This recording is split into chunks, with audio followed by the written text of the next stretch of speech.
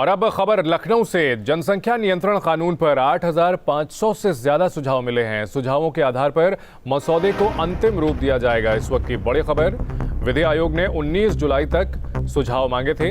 अगले महीने सरकार को सौंपेंगे कानून का ड्राफ्ट। जनसंख्या नियंत्रण को लेकर ड्राफ्ट कानून की शक्ल लेगा और जनसंख्या नियंत्रण कानून पर 8,500 से ज्यादा सुझाव मिले हैं और इन सब पर विचार करके विधि आयोग अब अगले महीने सरकार को कानून का ड्राफ्ट सौंपेगा।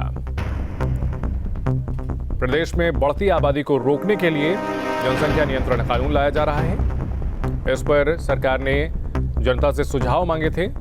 8,500 सुझाव मिले हैं। इन सुझावों पर विचार करके और इससे जुड़े हुए सही सुझावों को कानून में के ड्राफ्ट में शामिल करके विधि आयोग सरकार को सौंपेगा। संवाददाता निखिल शर्मा हमारे साथ फोन लाइन पर जुड़ गए हैं। निखिल, 8,500 जो है सुझाव मिले हैं जनसंख्या नियंत्रण कानून को लेकर के और अब इसका फाइनल ड्राफ्ट तैयार किया जाएगा। क्या जानकारी मिल रही है इसको लेकर? बिल्कुल, अगर हम बात करें सुझाव की तो लगभग 85 सुझाव मिले हैं, जिसमें तमाम प्रदेशों से, तमाम शहरों से ये सुझाव आए हैं। ज्यादातर सुझाव ईमेल से मिले हैं, जिसमें कई सुझाव 2 पेज के हैं, बहुत सारे सुझाव 20-20 पेज के हैं।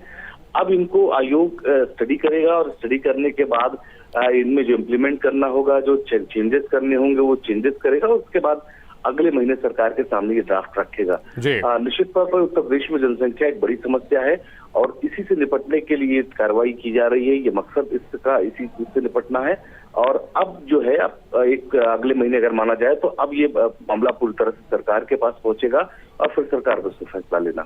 जी निखिल, जो ड्राफ्ट सरकार को सौंपा जाएगा उसके बाद कानून कब तक बन सकता है, कोई जानकारी मिल पा रही है? हाँ बिल्कुल, ड्राफ्ट अगले महीने तक सरकार को दे दिया जाएगा। उसके बाद सरकार इस पर स्टडी करेगी, आयोग अपना पक्ष रखेगा और उसके बाद सरकार इस पर फैसला ले सकती है। तो ये निश्चित तौर पर सरकार की बहुत प्रमुख ड्राफ्ट है। सरकार जरूर चाहती है कि जल्द से जल्द कानून बने। कई बार मुख्यमंत्री योगी आदित्यनाथ भी खुलकर ये कह चुके हैं। भारतीय जनता पार्टी के तमाम वरिष्ठ नेताओं ने भी इसकी पैरवी की है।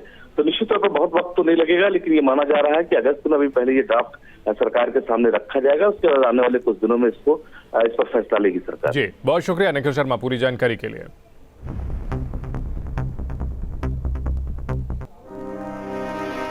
आज शाम प्रधानमंत्री मोदी कोरोना और वैक्सीनेशन को लेकर विपक्षी नेताओं के साथ बैठक करने वाले हैं। सरकार की कोशिश है कि सांसदों और विपक्षी नेताओं के साथ चर्चा से मिले सुझाव को महामारी के खिलाफ जंग में अमल में लाया जाए, ताकि इस मुहिम को और धार मिल सके, कमियों को दूर किया जा सके और वायरस के खिलाफ जंग में नयापन आ सके।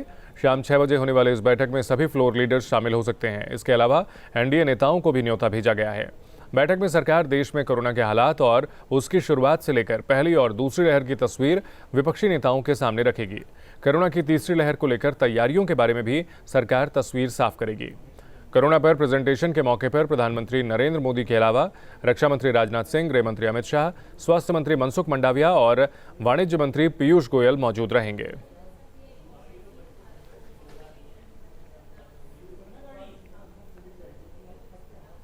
इस वक्त की बड़ी खबर आ रही है। धर्मांतरण के मास्टरमाइंड उमर गौतम के 2 एनजीओ का FCRA रद्द कर दिया गया है। सरकार ने दोनों एनजीओ की विदेशी फंडिंग पर रोक लगाई है। उमर गौतम, जिस पर आरोप है उसने 1000 से ज्यादा लोगों का धर्मांतरण किया है और इस मामले का मास्टरमाइंड बताया जा रहा है, वो एनजीओ के जरिए विदेशी फंडिंग के जरिए अपने इस कुत्सित काम को अंजाम देता था और इस मामले में अब सरकार की ओर से कार्रवाई करते हुए FCRA रद्द किया गया है। विदेशी फंडिंग पर रोक लगा दी गई है। संवाददाता अनिल यादव इस खबर पर हमारे साथ जुड़ गए हैं। अनिल, बड़ी कार्रवाई, जिस तरह से उमर गौतम के 2 एनजीओ का FCRA रद्द किया गया है।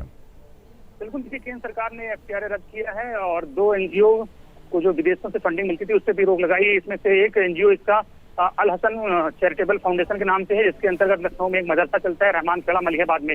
उसको मिलने वाली विदेशी मदद पर भी रोक लगा दी गई और एक यूपी के बाहर का दूसरा मदरसा है, उसको भी विदेशी फंडिंग पर रोक लगाई गई है। तो जाहिर बात है कि केंद्र सरकार ने कड़ी कार्रवाई की है और उसके अब दूसरे एनजीओ, दूसरी जो संस्थाएं चल रही हैं मदरसे के नाम पर, एजुकेशनल सोसाइटी के नाम पर, वो भी केंद्र सरकार की जांच एजेंसी के रडार में है और जल्द ही उन पर भी कार्रवाई हो सकती है।